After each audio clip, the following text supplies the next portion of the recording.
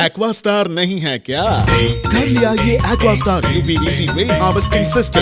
ये leak proof है और साथ ही बेहद मजबूत भी। Fix it and forget it. Aquastar.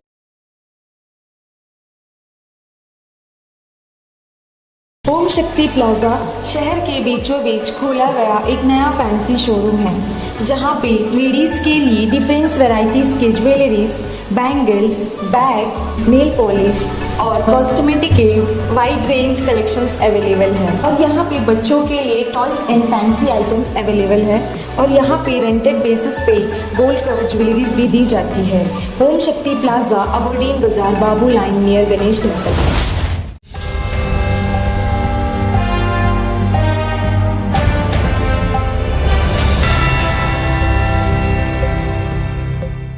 नमस्कार, अभी इस वक्त हम खड़े हैं सिविल सप्लाई के ऑफिस में और प्रधान ग्राम पंचायत बिबलीगंज द्वारा जो एक फॉर्म जो कि आधार फॉर्म है, जिसमें उन्होंने सर्टिफाई किया, मगर वो जो फॉर्म थे पूरे के पूरे जो है ब्लैंक थे।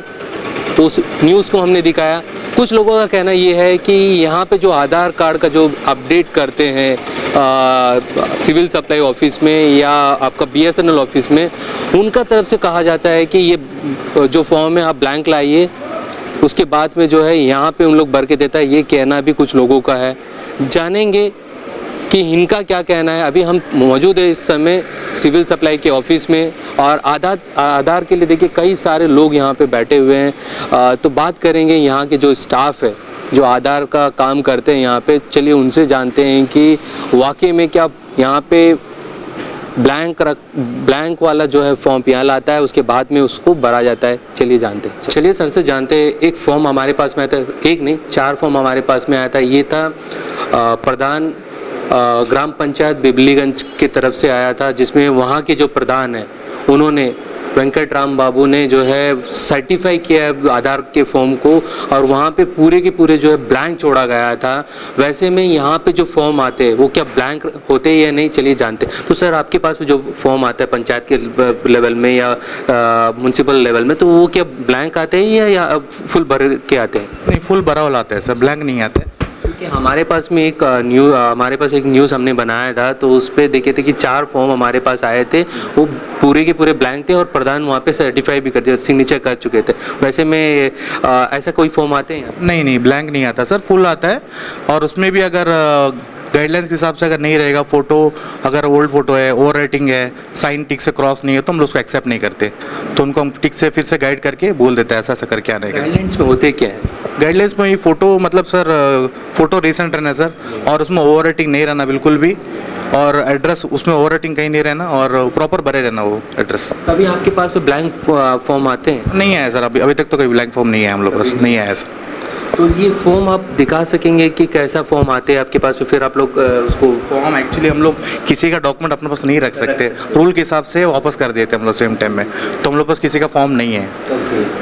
तो वैसे में क्या क्या उसमें रहते हैं, क्या क्या चेक करते हैं और कौन कौन सर्टिफाई कर सकते हैं?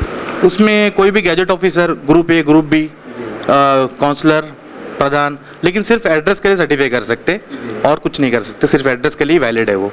उसके बाद में फिर आप लोगों का जो यहाँ से होना है वो कर ले, वो स्कैन करके हम लोग यूआईडी में भेजते हैं, तो वहाँ भी क्रॉस चेक होएगा वो, उसमें सही वो पर्सन जेन्युइन है कि नहीं है, फ़ोन नंबर सब उसमें है। उनको अगर डाउट लगेगा तो उसमें फ़ोन करके क्रॉस चेक करेंगे। ये है प्रोसीजर उसका।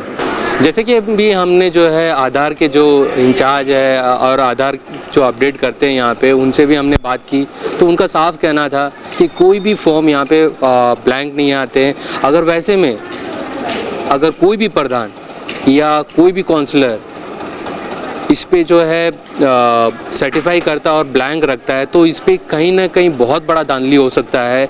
तो वैसे में बाहर के लोग आएंगे, आसानी से जो है सर्टिफिकेट बना के लेके जाएंगे, क्योंकि गलती इनका हम लोग नहीं कह सकते हैं, क्योंकि फॉर्म में दिया गया है कि कौन कौन जो है इसको सर्टिफाई कर सकते हैं। तो वैसे में प्रधान और काउंसलर बाकी लोग भी जो है इसको सर्टिफाई कर सकते हैं।